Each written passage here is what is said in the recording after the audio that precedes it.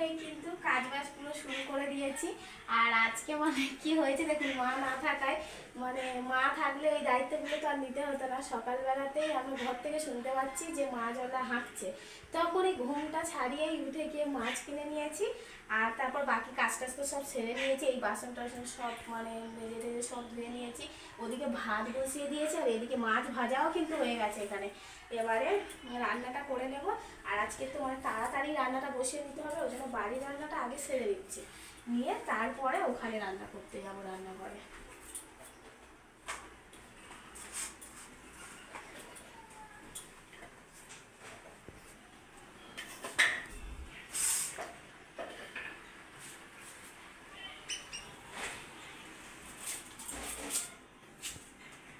এখন 9টা বাজে, 9:30টার মধ্যে আমার রান্না হয়ে যাবে। ভাতটা হয়েই যাচ্ছে, মাছ ভাজা আছে, শুধু এই বেগুন দিয়ে আলু দিয়ে ঝালটা করব। আর দেখি কিছু ভাজা যদি করি। আর ওদিকে কিসিপকে তো দুধ বিস্কুট দিয়ে দিয়েছি, ও খাচ্ছে।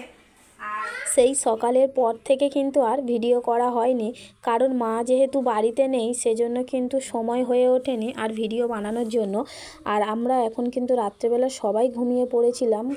আর এদিকে কিসিপ তো ঘুমাচ্ছে, আর সুমনাও ডাকতে চলে এসেছে আমাদেরকে। আর এখন ঘড়িতে কটা বাজে দেখুন, পুরো 11টা 40, মানে পুরো মাঝরাত হয়ে গেছে। তো আমরা একদমই ঘুমিয়ে পড়েছিলাম। আর আমার কাকার মানে কাকা শ্বশুরের ছেলে আর কি ভাই ফোন করলো হঠাৎ যে জায়ের খুবই শরীর খারাপ, এখনই নিয়ে যেতে হবে হসপিটালে। আর এদিকে সুমনাও এসছে আমাদেরকে মানে ডাকার জন্য।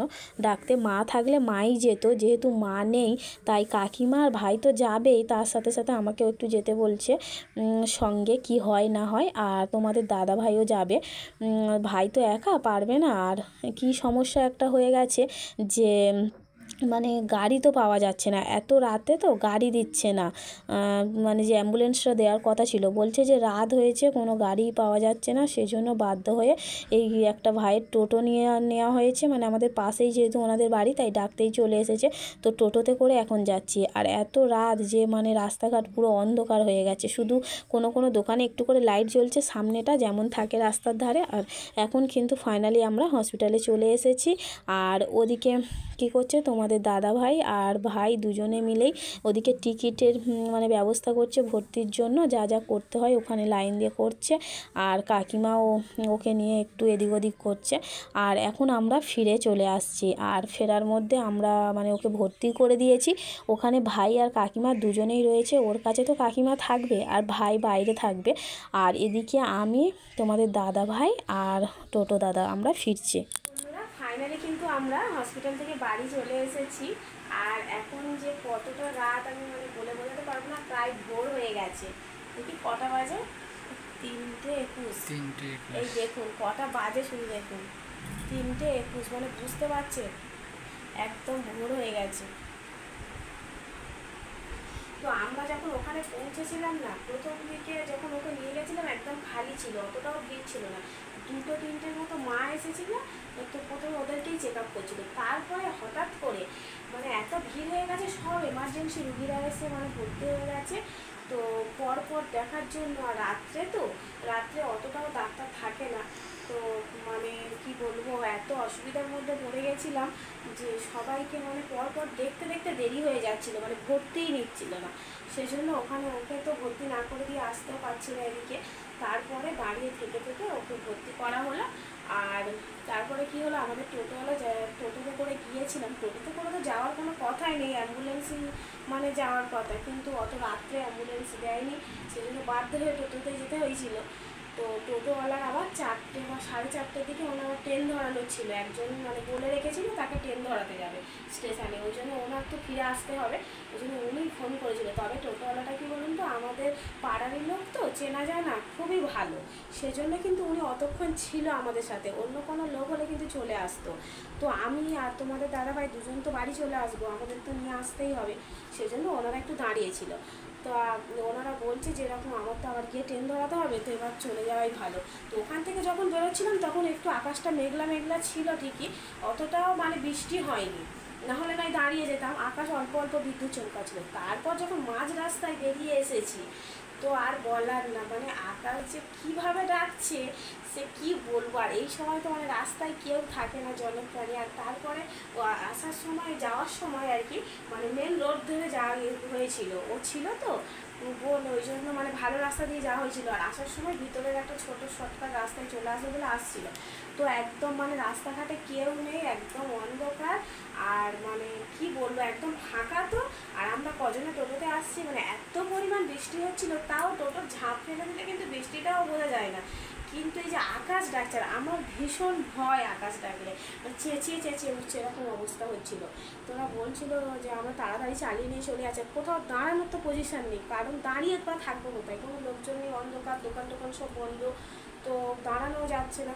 চলে আসছি তো এত বজ্রাঘাত করছে, এখনও করছে। আমরা বাড়িতে এসে দেখছি যে কারেন্ট চলে গেছে, কারেন্ট নেই। আর যেহেতু হসপিটাল থেকে এসেছি তো জামা কাপড় টাপড় খুলে দেখুন মাথার চুল ফুল সব মানে ভিজে গেছে। তো মানে এক প্রকার জীবন হাতে নিয়ে আসা আর কি, মানে যেন মনে হচ্ছে টোটোর চালে পড়লো বা ওই সামনে পড়লো, এত জোরে জোরে লাইট জ্বলে উঠছে, আলো জ্বলে জ্বলে এত বিদ্যুৎ চমকাচ্ছে। তো যাই হোক, ওকে নিয়ে যখন গেছিলাম আকাশটা কিন্তু ভালো ছিল, এটাই ভালো। যদি আরেকটু দেরি করে ওকে নিয়ে যাওয়া হতো তাহলে হয়তো ওকে নিয়ে যাওয়া হতো কি রাস্তায় কোনো বিপদ হতো জানি না। তো যাই হোক, ওর সময় থাকতে তো ও বেরিয়ে গেছে। তারপরে কী হয়েছে, এসে দেখছি কিসের, যাই হোক ভাগ্যিস ওঠেনি, জানি না। তো মানে ফ্যান চলেনি, কারেন্ট নেই, মানে উঠে যাওয়ার কথা, দাদু নাকি হাত পাকা দিয়ে হাওয়া করছিল। তো তারপরে এখন কারেন্টটা এসছে, একটু হলেও কমেছে, মানে আকাশ ডাকার বৃষ্টিটা কমেছে। আমি একটু দেখাচ্ছি দেখুন যে মানে আজকে কি পরিমাণ বৃষ্টি হয়েছে আর আকাশটা এখনও কতটা ডাকছে। আর সত্যি কথা বলতে আর শরীরটা মানে নিচ্ছে না, দাঁড়াতেও পারছি না, ভালো লাগছে না। এবারে ঘুমাবো একটু, আর ঘুম তো আসবেই না, যেহেতু হসপিটালে গেছিলাম, তো কিছু করার নেই, ঘুমাবো। তো আপনারা দেখতে থাকুন। তবে কি বলুন তো, আমি চাইলেই কিন্তু বাড়ি থেকে যাওয়া থেকে হসপিটালের সমস্ত কিছু আপনাদের সাথে শেয়ার করতে পারতাম, দেখাতে পারতাম।